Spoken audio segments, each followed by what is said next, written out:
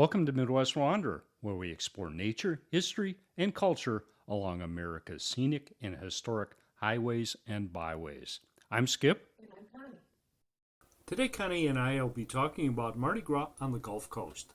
We've all heard stories about Mardi Gras in New Orleans. Massive crowds, lots of booze, and what it takes for a woman to have beads thrown to her from a parade float.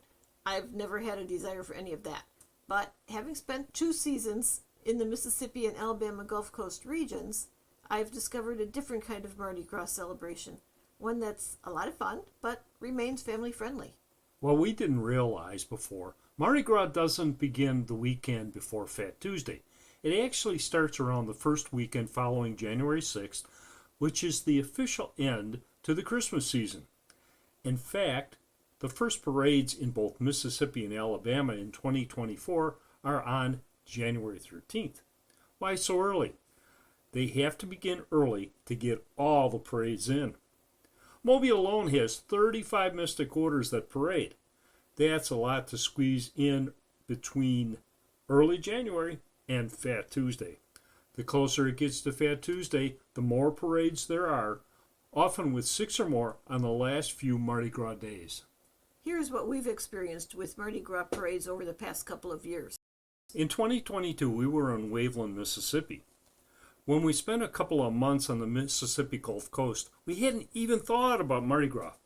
We just went for the warmer weather. It wasn't until we were there that we started hearing about Mardi Gras parades. From folks staying in the same campground as us on local television and at attractions we visited.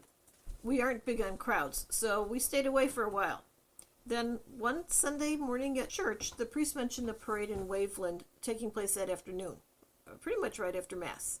Since the parade route wasn't far from the church, we drove over and found a parking spot, actually rather easily, because an usher at church had given us a tip on where to park. There was also plenty of space along the parade route to stand. We discovered that local parade spectators really get into it. Many look like they had been there since early morning.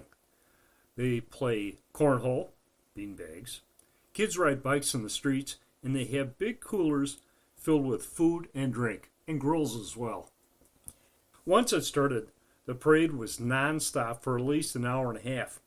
Float after float, most of them beautifully decorated. Some carried Mardi Gras royalty, the queens and the kings in their courts, wearing beautiful gowns and costumes. But most of the fun of the parade is catching the quote-unquote throws, which are mostly beads. Connie ended up with, it looked like 10 pounds of beads around her neck. It isn't about actually having what you catch, rather about the catch itself. I had no use for so many beads, so we later donated them to the visitor center, where they hand the beads out to visitors on bus trips. But it was such fun. We could have gone to more parades after that. They're held in the towns along the Mississippi Gulf Coast, but the one was plenty for us.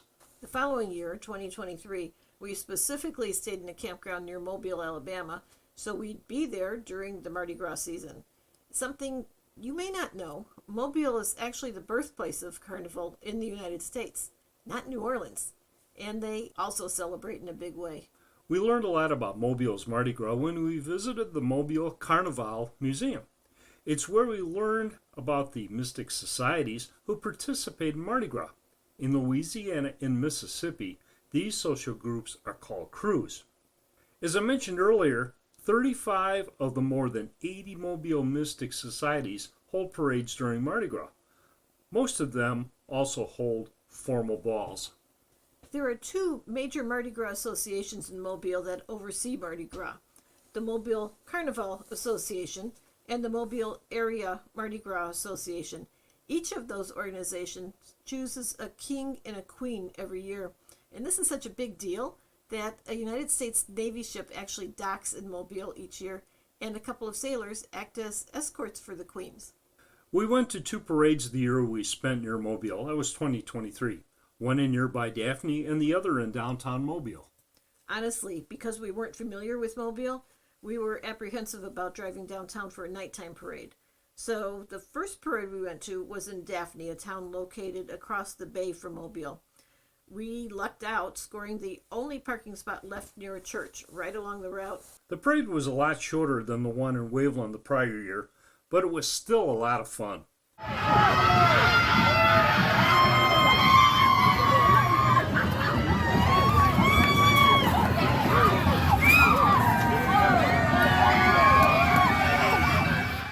It was here that we discovered that another big throw in Alabama, besides beads, is moon pies. Believe it or not. There are other throws too, including more wrapped snack treats and small stuffed animals. On Fat Tuesday, we did go to a daytime parade in downtown Mobile. Turns out we would have been fine going to a nighttime parade there too. We drove over really early to get a convenient parking spot and walked around the downtown area for a couple of hours before we picked a spot to stand along the parade route. The parade did bring bigger, but still well-behaved crowds. So what happens after Fat Tuesday, after all of the hoopla?